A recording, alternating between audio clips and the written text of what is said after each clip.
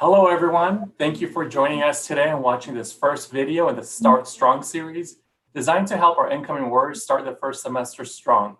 My name is Miguel Pulido. I am the Assistant Director of Admissions and Outreach Services, and I'm joined by... Hello, everybody. My name is Landy Gonzalez Hernandez, and I am a financial aid advisor here at the University of CSU Stanislaus. So welcome.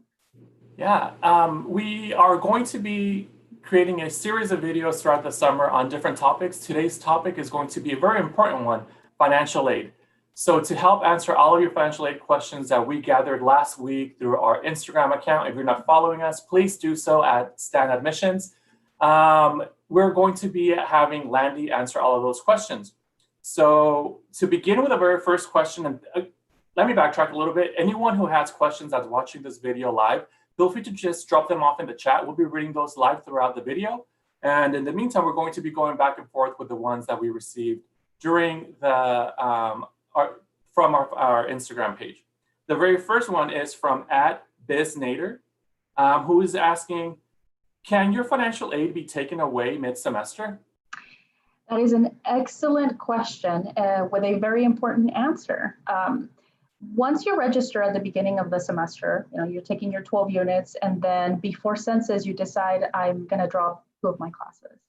Well, at the beginning, you were paid at full time. This means that before the census, or after census, I should say, we are going to run a report to see how many classes you're in. And if you dropped below full time, then we will need to pull some of that money back. So you need to be very careful when dropping courses. Talk to an advisor before you do it. That way you can kind of get a sense as to what steps to take after that. Excellent question. Thank you for that answer, Landy. Our next question is coming in from @DestinyRamos_13, who wants to know, where do we go to accept and use our financial aid money? Or how does that process work? Excellent question. So once you receive your award letter, your email that says that your award letter is ready, I'm going to go ahead and actually show you where to go. So let me go ahead and bring this up here so that I can show you. So this is your MyCSU Stan. What you're going to do is you're going to go ahead and click right under here under financial aid. It says accept/decline. That's going to take you to your awards. I'm going to go ahead and click on the View Financial Aid view, and then you will see all of your awards here. So then you get to choose which awards you want to accept and which you don't. The ones that say grant will be automatically accepted for you. And then there's the Cal Grant B-Access, which you would see an offered status. I'll go ahead and talk about that a little bit later, what to do if you see it that way. The only ones that you are actually required to accept are the loans, because those we cannot accept for you. If you have questions about loans, you can always make an appointment with a financial aid advisor, and we'll be more than happy to walk you through them. Landy, this is not from a student, but for me. Can you maybe just go over the difference between a grant and a loan? Yes, of course. Grants are funds that are given to you to attend college. These are monies that are not required to be paid back, as long as you meet all the requirements for them. This money can come from the federal government, from the state, from the institution, and it's, like I said, money that is given to you to attend school, and it's not money that you need to pay back unless you don't meet the requirements for them.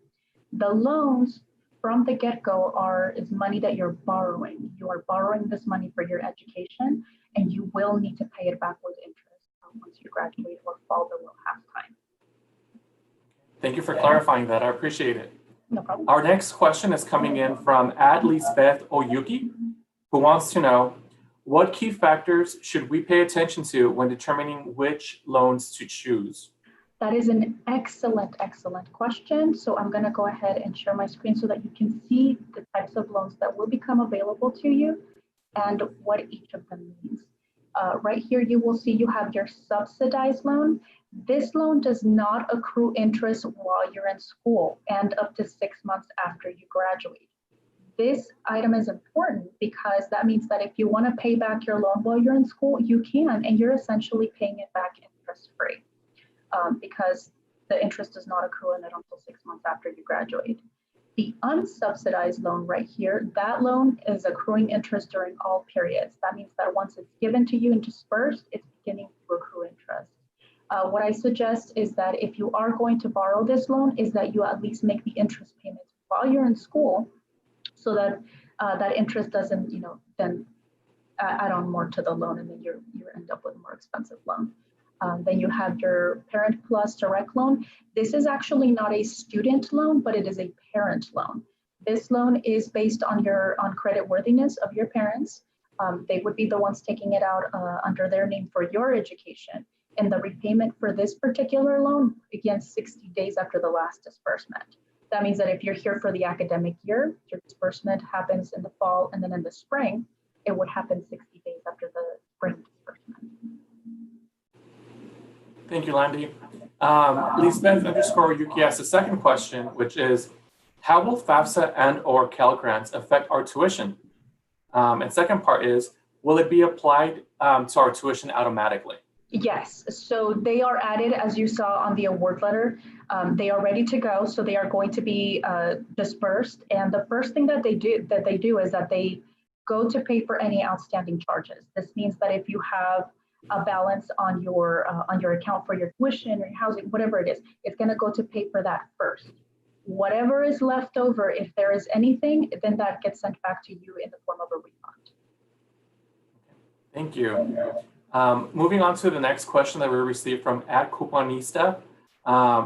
They want to know, I need more clarification on how much money out of pocket I'm going to pay and what is being given. Perfect question. Let me actually show you a way that you can get to this very quickly and very easily.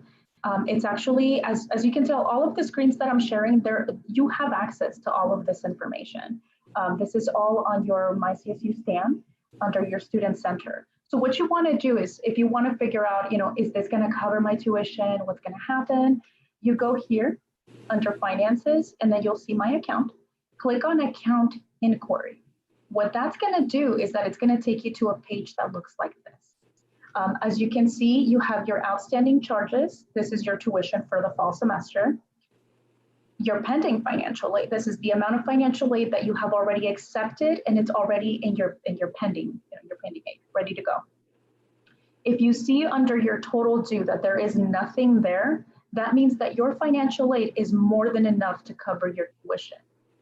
You don't have to do anything at this point, as long as you don't have any to-do list items. You're basically just waiting for your financial aid to pay out. And this is the easiest way for you to figure out if you have enough. Now, if you see that your outstanding charges are greater than your financial aid, then yes, you will see a total due, and the payment for that will be coming up July 17th. So if you need to borrow a loan, or if you need to figure out, how you're going to be able to pay for this, you can reach out to financial aid. We do have walk-ins Monday through Friday, and if you need to borrow a loan, we can definitely walk you through that. But like I said, this is the easiest way to get to that, to figure out how much you're going to have to pay out of pocket. All right, Landy, I have a follow-up question. So you mentioned that one side you'll have the tuition costs, right? And then in another column you'll have the pending financial aid. So the pending financial aid will only be the financial aid the student has already accepted. So if a student was offered a loan, but they did not accept the loan, that would not be listed there. Is that correct? It would not. That is correct. It would not be listed there. Yeah. Okay. Only accepted aid is listed there. All right. Then we had a follow-up question in the comments. A student wants to know, what if I'm still not able to see my award? Okay. If you're still not able to see your award, this is actually a really good question, because it could be one of a few things. Let me show you.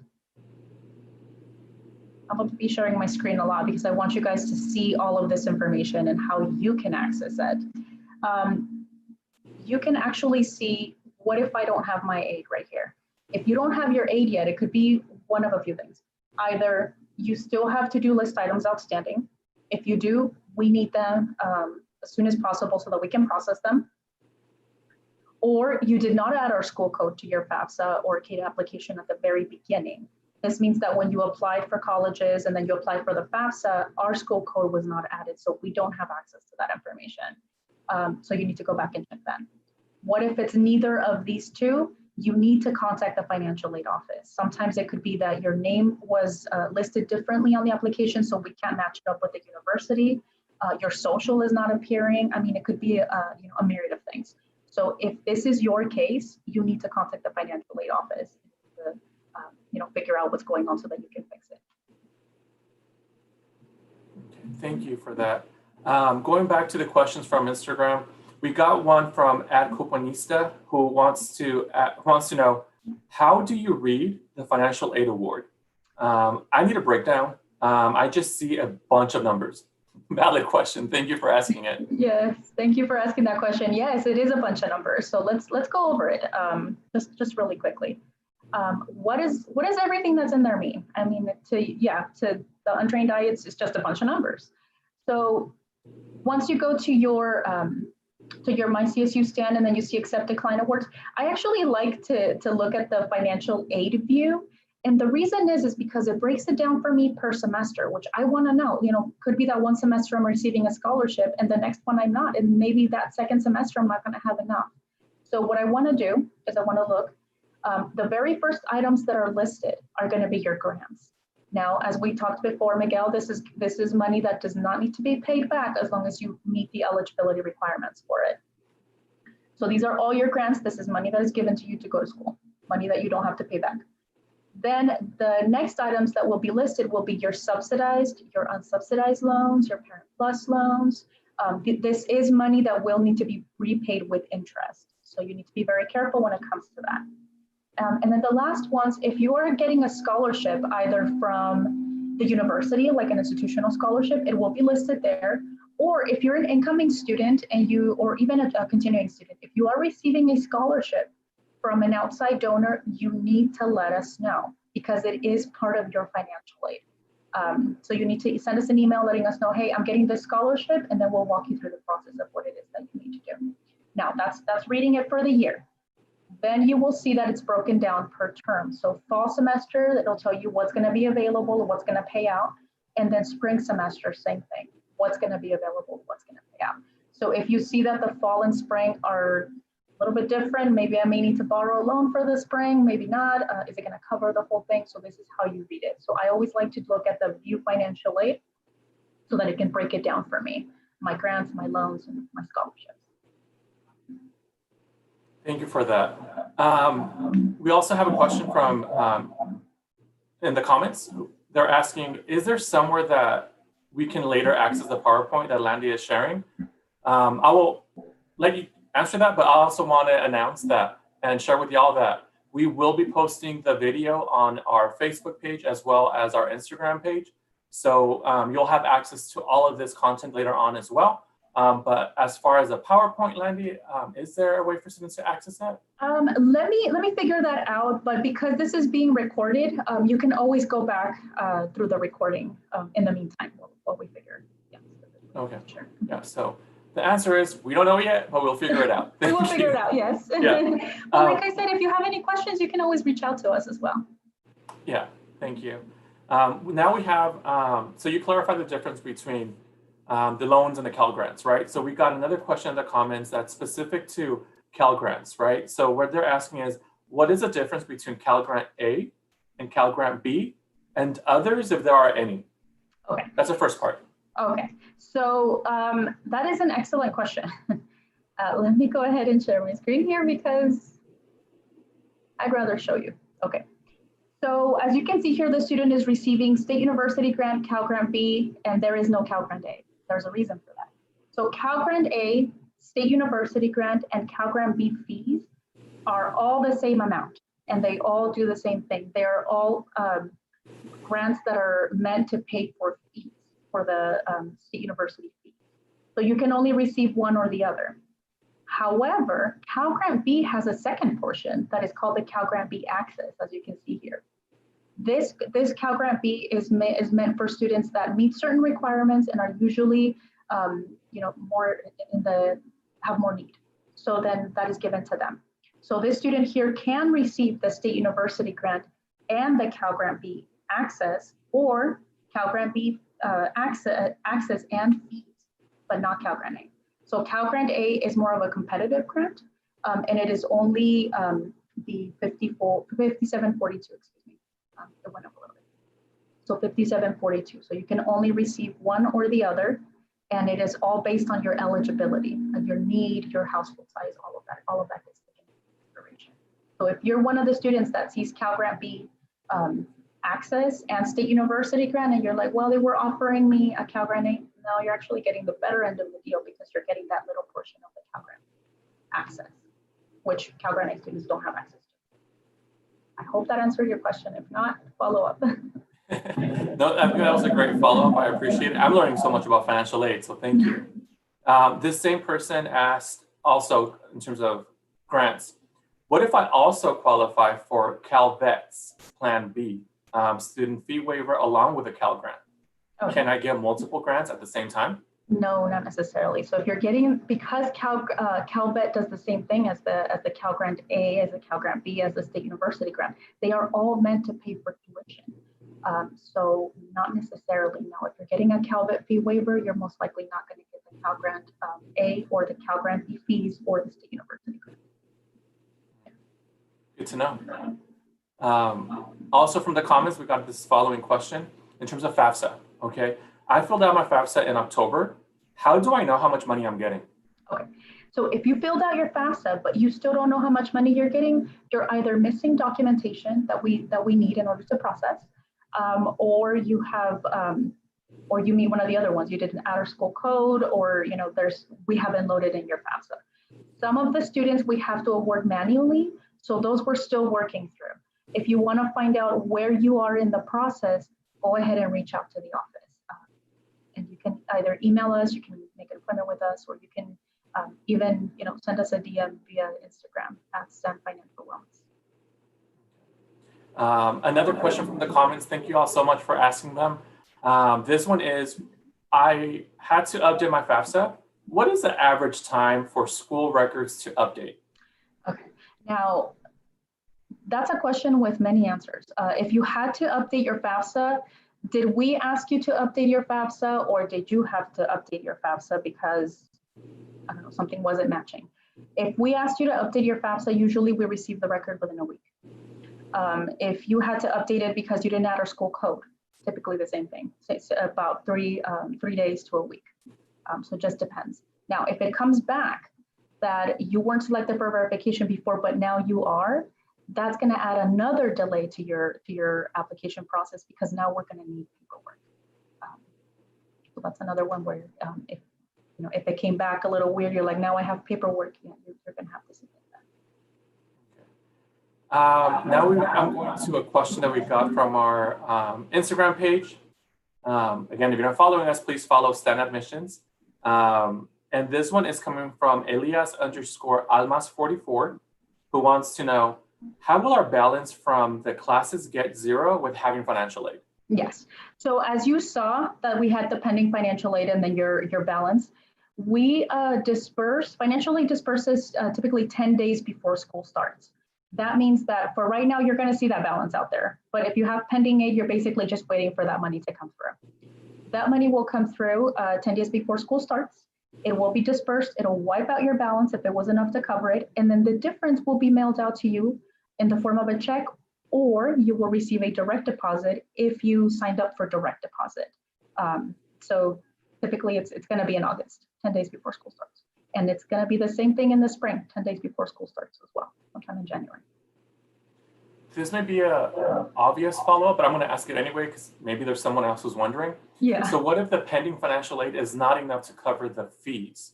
So what then? Yes, that is a great question. That means that if you have an outstanding balance that you're going to have to pay out of pocket, it is due by July 17th. So you do need to make that payment, at least that payment, so that your classes don't get dropped for non-payment. Yeah. Okay. And the students would know what that payment would be based on? Yes. So let me actually show you what that would look like. Thank you. No problem. So let me show you here.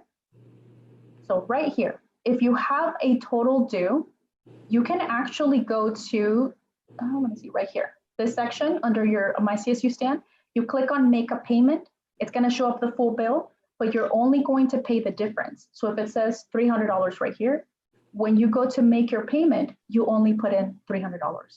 After your payment has processed and you go back to account inquiry, then you're going to see that your total due is zero, because now it's just waiting for financial aid to disperse. Did that make sense, Miguel? Oh, yeah, that makes sense. I think I had to think about it, but I think I got it. Okay. Thank you for clarifying. No So problem. going back to our IG questions, Miss Audrey is asking, when do we get our financial aid to purchase books? Excellent question. So that would be 10 days before school starts, money comes in, and then a few days later, the direct deposits begin to start hitting accounts, and then the checks begin to be cut out and sent out.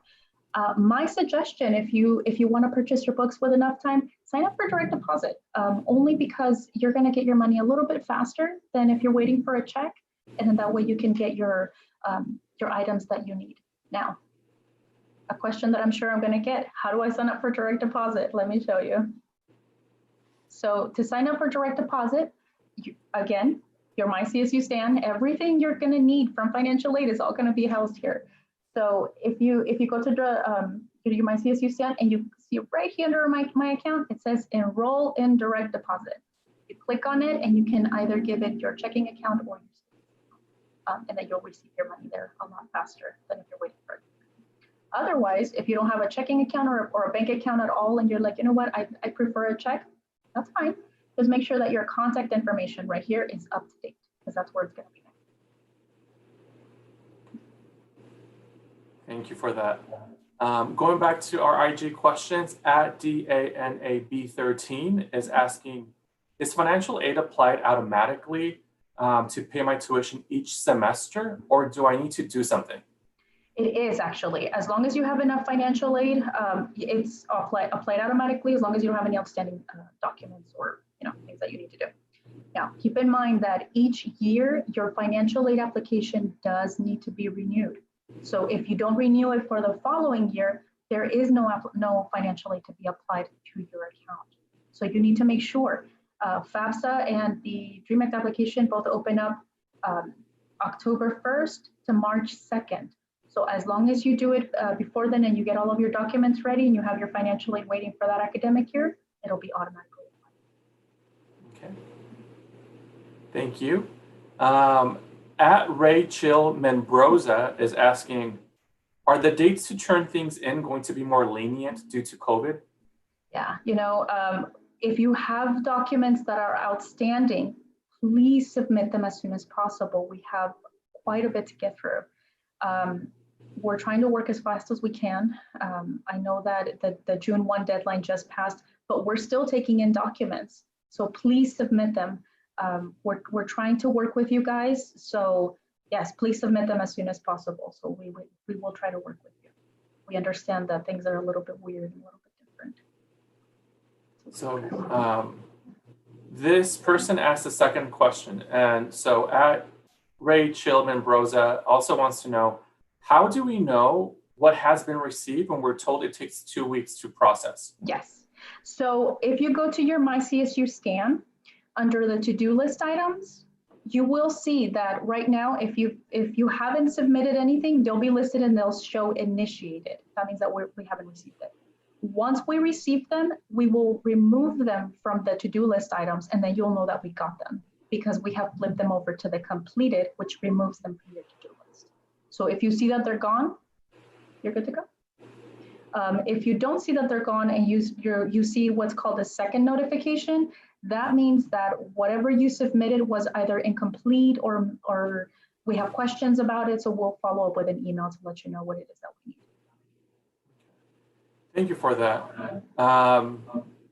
Now we have a question that I think we kind of already covered, but let's revisit it a little bit just for clarification.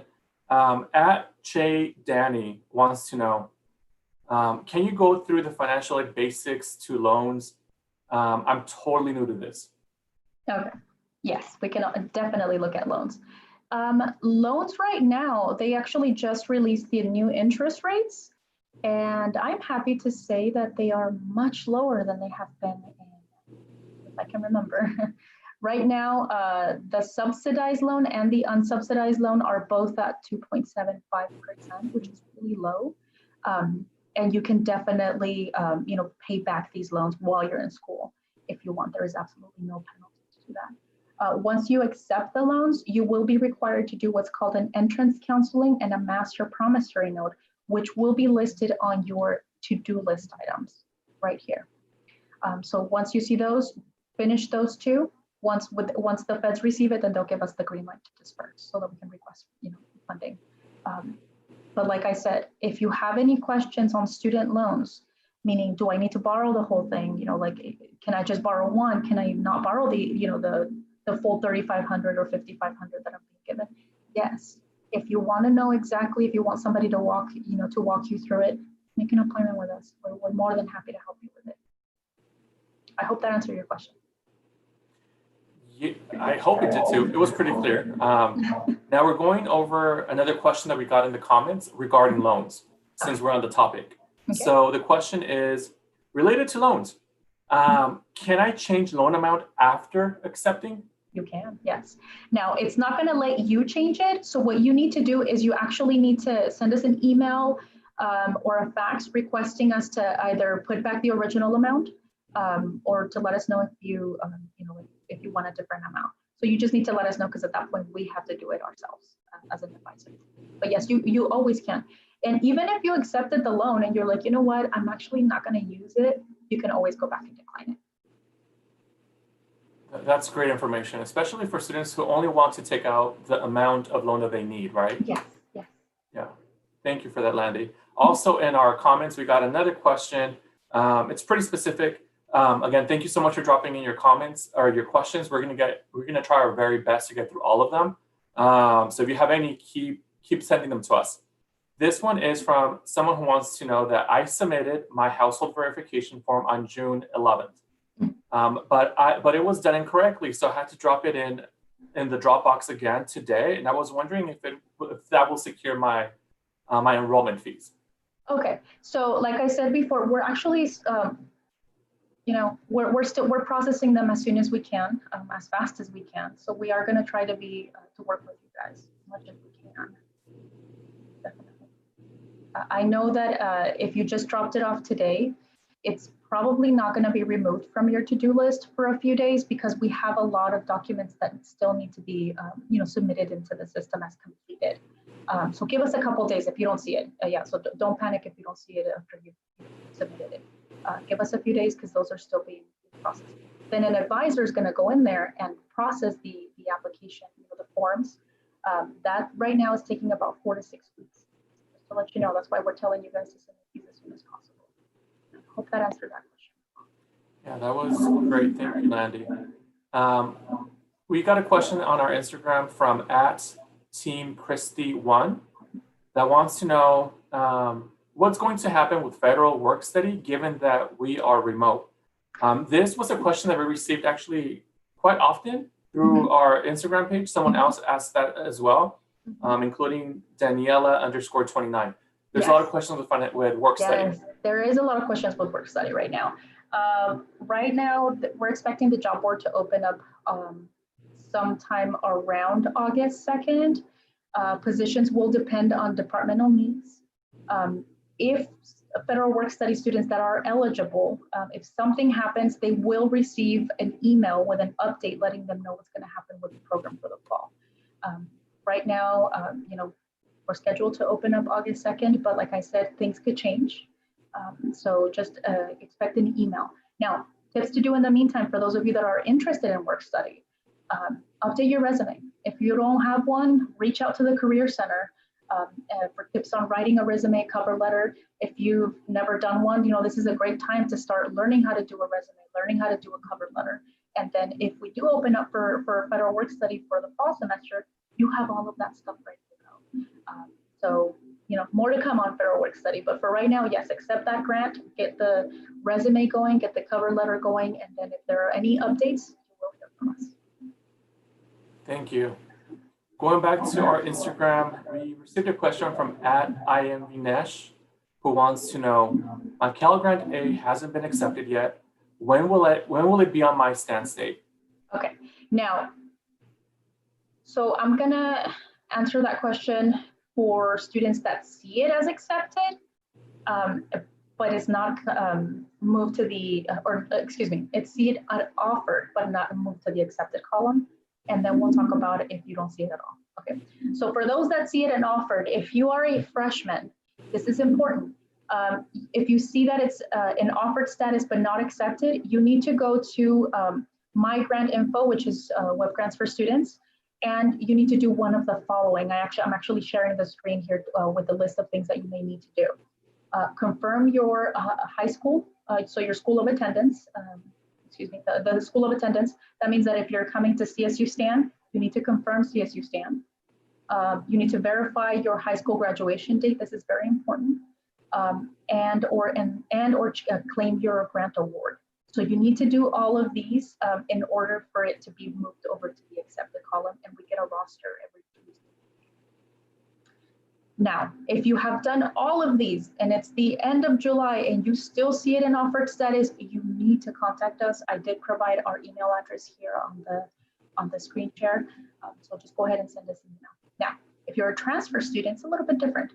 You also need to go to the My Grant Info if you see it as offered but not accepted, and you need to either complete a transfer entitlement verification form or do a school change. Some of our transfer students, were receiving their Cal grants at a community college or maybe another university, so now you need to do a school change so that it can come over here to Stan.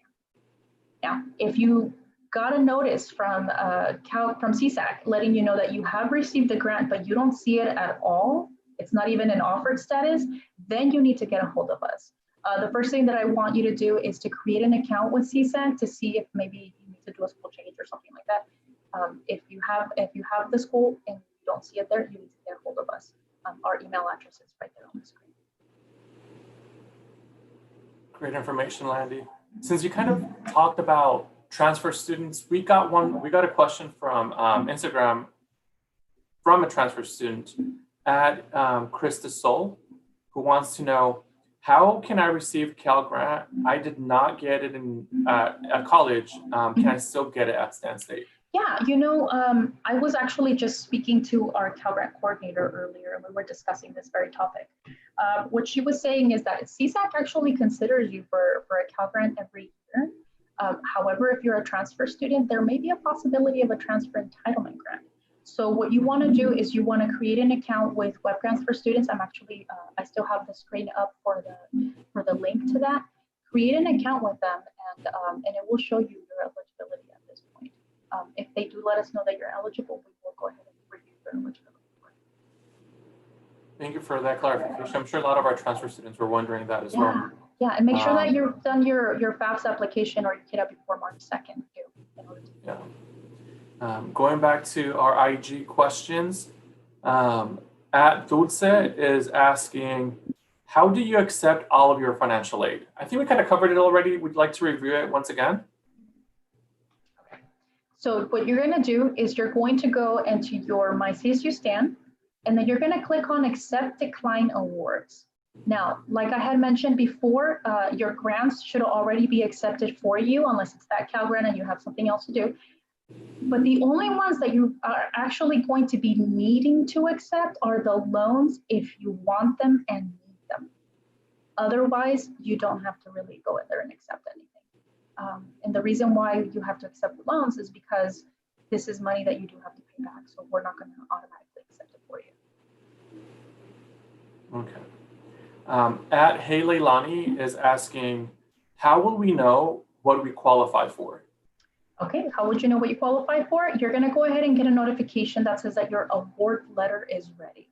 So once your award letter is ready, you're going to go to your My CSU Stan, and then you're going to click on under financial aid right here to accept decline awards. When you click on accept decline awards, your award letter should show up, and it should tell you what it is that you're eligible for. Grants, loans, scholarships, all of that. Simple enough. I'm learning a lot. Thank you, Landy. Yeah. We have another question from Instagram. At Jesus Orozco is asking, when do we get notified about our awards? Yeah, so that's typically after we have processed your verification documents or have reviewed you via the report that we're working on manually right now, or automatically. If we've received your FAFSA or CSAC application and everything looks good, you're going to automatically go through the awarding process. So it just depends on what stage of the application process you're in. Landy, we had a question coming in through the comments. The student wants to know, when do I apply for winter and summer FAFSA? Okay, so there is no financial aid for winter. That's actually an excellent question because we get that a lot. Winter does not have financial aid. For summer, you will be automatically considered for it. We begin the process sometime in April, although this year was a little bit delayed. But for those students that are attending summer, we're awarding as we see that you may be eligible for it, we're automatically awarding you. We used to have an application process, which we've sort of done away with this year, and now we're just automatically considering for it if you're eligible. But winter, no financial aid. And you don't need a separate FAFSA for that, because your FAFSA for this academic year would cover it for this summer, and then the next FAFSA for next academic year would consider you for the following summer. So you just have to do your FAFSA once for that year. Thank you, Landy. We have another question from the comments. They want to know, how do we even find reliable financial aid? That's a good question. Now, what do you mean reliable financial aid? Like scholarships? Not quite sure what they mean. This is the comment. So I'm wondering if they're talking about maybe loans, reliable loans, reliable. Yeah. If you're talking about loans, the ones that come from the federal government, these are federally backed loans, and they have protections that are built into them. And right now, the interest rates are pretty low. When it comes to private loans, I would be a little bit more vigilant, a little bit more careful.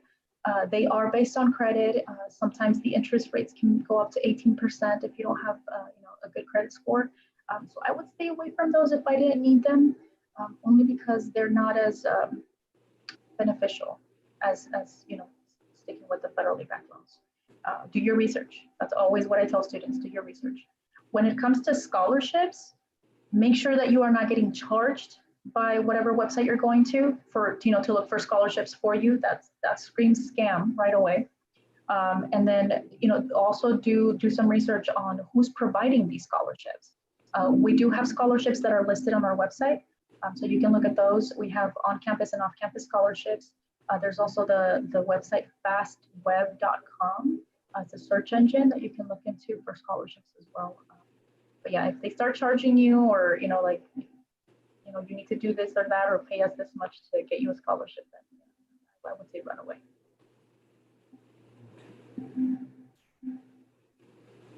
Let's see. So we have another question in the comments. Thank you all so much for asking those questions. We have a few more questions that came in from Instagram. So if you have any questions, drop them in the comments and we'll make sure to get to them. This question is about scholarships, actually. And they want to know, I got a scholarship from my high school, but I won't be able to claim it by July 17th when tuition and fees are due. How do I get my scholarship money? Go ahead and send us an email. Because I'm wondering why you're not able to claim it. Or did they send you if they sent you an award letter that says, I am receiving this scholarship, but they just haven't sent you the check, that's fine. Go ahead and send us an email letting us know, attach the letter or whatever award they have given you, so that we can add a temporary scholarship to your award letter. Once you get the check, then you would bring it into the office for us to process it. But if you received an award letter or something that says that you will be receiving a scholarship, please let us know as soon as possible. I'm going to go ahead and put our email on the page right here once more. Please send us an email letting us know and send us that notification of your scholarship. All right. Is the email up already? Are you able to see it? Oh, yeah. There it is. Right here. It's right here. Thank you. Yeah. Since you're showing that, do you mind also showing students how to book an appointment with a financial aid advisor? Yes, of course. Let me go ahead and bring that up here. Okay. So what you're going to do, are you able to see it? Yep. Are you able to see our website? Yes. Okay, perfect. So what you're going to do is you're going to go to the main CSU STEM website. Then you're going to click on financial aid and scholarships. And then right here, you click on request a virtual FA advisor meeting. When you click on that, take you now into July. So you can pick your dates. You can pick your date and your time. We have advisors seeing students from Monday through Friday. So you can just go ahead and pick your date and time, and then just, we'll go ahead and meet with you. We're trying to make ourselves available as we can. So yes, this will be, and it's a 30-minute advisor meeting.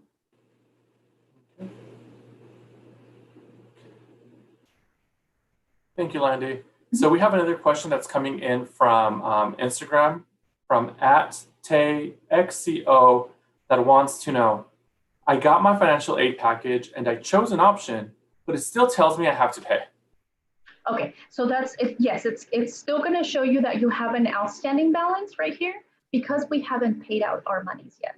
So as long as, like I said, as long as your account summary here says that your outstanding charges are less than your pending financial aid, you should be okay. You're basically just waiting for the money to come through. Okay. Fair enough. That should put them at ease a little bit. Yes. We have another question from Instagram from @valeriatello.xo, who wants to know, what does initiation mean? Then she also asked, maybe, what does initiated status mean? Yes. Okay. So initiated status means that we are still waiting for you to take action. So right here, if you see on the to-do list, if you were to click on more, all of those would come up as initiated because they're still listed there. That means that we have initiated the request for these documents, but they still have not been submitted. Other offices will use the same status if they're requesting for, let's say, transcripts or whatever it is. That will show up as initiated. Once they have been completed, they'll be removed from your to-do list. So that's what initiated. All right, thank you. We have another question that came in from the comments. Thank you so much for asking it. They want to know, how will CalVet funding be applied once you have your approval letter? What is the difference between the unsubsidized loan and subsidized loan? Also, do most students accept both? So let's go with the very first question. Yes. How will CalVet funding be applied once you have your approval letter? Yes. So you will need to actually reach out to financial services because they need to apply it. So you need to reach out to them, and then they will apply it to your tuition, whatever it is that you have outstanding. They will also let us know because we have to know if you're receiving another fee-paying grant to make sure that we don't pay it out. Because like I had said before, CalVet fee waivers work essentially the same as the CalVet A State University grant and the CalGrant B. So financial services will be your go-to there. For the subsidized and unsubsidized loan, what was that the question? Yeah, so the next question, and I'm wondering, Landy, we still need to share the screen right now. Just wondering if we can give students the option to. Okay, so the next question is, what is the difference between unsubsidized loans and subsidized loans? Yes, great question. So the subsidized loan, like I had said, it does not accrue interest while you're in school and up until 6 months after you graduate. That means that if you want to start making your payments towards that loan while you're in school, you're essentially making an interest rate. The unsubsidized loan accrues interest as soon as that money gets dispersed. It's accruing interest, just like a regular loan would. Repayment on that loan does not begin until 6 months after you graduate, but the interest is accruing all throughout that period. So that's the main difference between the two. You can repay both of them back while you're in school. There is no penalty for doing so. Okay. Now, this same person asked, do most students accept both? Not necessarily. It depends on what they need. Our students are very conscious about, how much in loans they want to take out. So they usually, reach out and see, I only need 1,000. How can I do this? So not necessarily. Some do need both. So they'll take both, but it just depends. Depends on the student. They asked also, what happens if you've exhausted financial aid at the junior college? Okay, so typically, I believe they will cap you out at a certain amount of units. So if you're transferring over and you still have, let's say, federal Pell Grant, access to CalGrant, we have our state university grant, it doesn't necessarily mean that at the CSU level you will not have financial aid. It means that you may have access to other types of financial aid that you may no longer have access to at the community college level. So the final award would be coming from our financial aid office to let you know exactly what you have left over. Okay. We're going to go back to our Instagram questions. We received a question from _Varen who wants to know, how do I apply to receive the Cal Grant? Okay, great question. So the Cal Grant requires you to have an application from either FAFSA or CADA, which is the California Dream Act application. So both of those, or one or the other, need to be submitted before March 2nd. Your GPA verification needs to be sent over to CSAC also before March 2nd for them to consider you for the Cal Grant.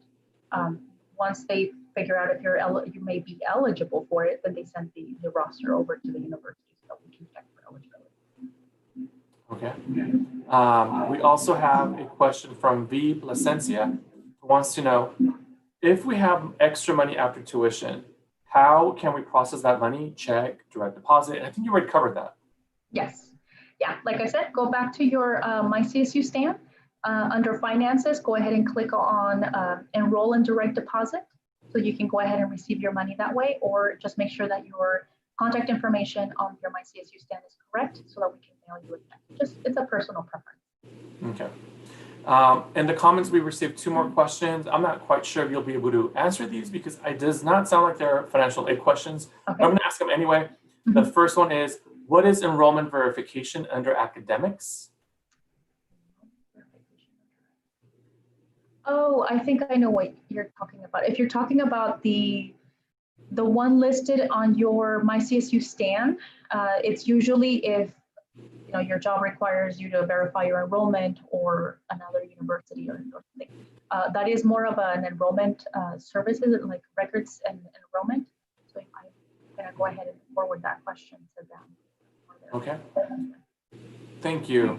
So yeah, unfortunately, I don't think we have that answer for you, but someone else definitely could help you. Yeah. And that would be enrollment services. Now, the other question, it does not sound like it's a financial aid one, but I'm going to ask it anyway. It's asked, under my stand state, okay, so my admission status says I'm admitted, but also says that it is incomplete. Do I need to do something to make it complete?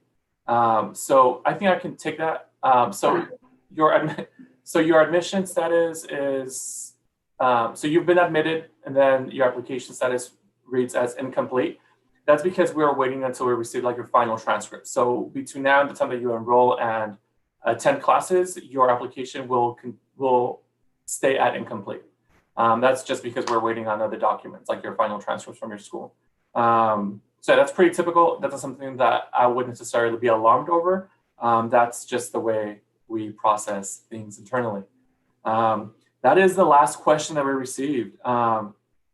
Now, one of the things that I really appreciate is that Landy showed you all how to access other financial aid advisors if you have any additional questions. Remember that you can go to their website. You'll be able to book an appointment with a financial aid advisor Monday through Friday, Monday through Friday, which is phenomenal. Please do remember that we are here as a resource for you. If you have any other questions, let us know, and we would make sure that we'll get to them. Before we wrap up, we received another question in the comments, and that is, can the household verification form be submitted online? Yes, you can go ahead and send us a copy via our email. What we do not want to receive via email, and this is really for your own safety, is anything that contains your socials, your date of birth, any delicate information like taxes. Please don't send them via email. This is for your own safety. If it's a income verification form or household size, I mean, I don't. You can still submit those. Those are fine. Just nothing that has your social, please. We're continuing to get questions through the comments. Thank you so much for asking them. No problem. This next one is, if I enroll in direct deposit, does that mean Stan can also withdraw money from my account if I have money due? Oh, that's a good question, and that's a question for financial services. Yeah, we give the money. We don't necessarily like to ask financial services. Okay, so We don't have that answer, but No. financial services certainly could. Yeah. Great question, though. Now I'm curious to know what the answer That is a great question. Yes. Yeah. Yeah. So that wraps up the questions for this video. Now, if you guys have any questions afterwards, feel free to send them directly to financial aid. Though our offices are not open, we are still here as a resource for you. We are still staffed with people that are answering your emails. We have folks that are meeting students virtually. So tap into us as a resource. Before we wrap up, one more question came in. Okay. Will we be notified of the amount due for tuition? You will be sent a letter or an email that says that your tuition is due. So what you want to do is you want to figure out how much you actually need to pay out of pocket. And that's with your award. If you click on the account inquiry, it should show you exactly how much you need to pay out of pocket. Because even students that are getting fully covered are still going to receive that letter that says like, hey, tuition is due, because it is, but not yet for you. So if you're kind of wondering if you're one of those students that has to pay a difference, go to your MyCSU stand, click on account inquiry, and then you can see the difference there. So thank you for continuing to sending us your questions before we wrap up. It seems like every time I'm trying to wrap things up, That's we get okay. into questions, which I absolutely love. That's so what we're thank here you. for. This next question is, can my direct deposit be under my parents' bank account? From what I understand, yes, but check with financial services, because that is a question for them. But I believe yes. Wonderful. So it's a soft yes. It's a soft yes, yes. All right. Thank you, Landy. It does not seem like we're getting any more questions. So I just want to let our viewers know that this entire video will also be posted onto our Instagram page as well as our Facebook page. And within the next week or so, we're also going to be creating a website on the Stan State Admissions website, where we're going to be housing these videos as well. So you'll have access to all of the content. If there's something that you want to refer back to, don't worry, we got you. We'll make sure that we have this information posted for you. And this is just the very first video in the series. Now, there are several more that are in the works. The next ones, we're going to have some family forums to make sure that we bring in your parents as well, because we understand some parents may have some questions. So we want to connect them with other folks on campus, including Landy, who will be here to answer the questions from your parents. We're also going to be connecting you with other students so you can ask questions to current Stan State students to get a better understanding of what the first semester with online learning was like. Maybe they can share some tips and tricks on how to really thrive on your first semester. All of this is because we really want to make sure that we support you during your transition to the university. We understand these are very atypical times. No one thought that your first semester at a university was going to be remotely or online. So we're trying to do the very best we could to prepare you to take on this new challenge, and understand that throughout this whole entire process, we are really here for you. With that said, we hope that you can tune in to our next video. So from the bottom of my heart, thank you so much, and we'll see you around.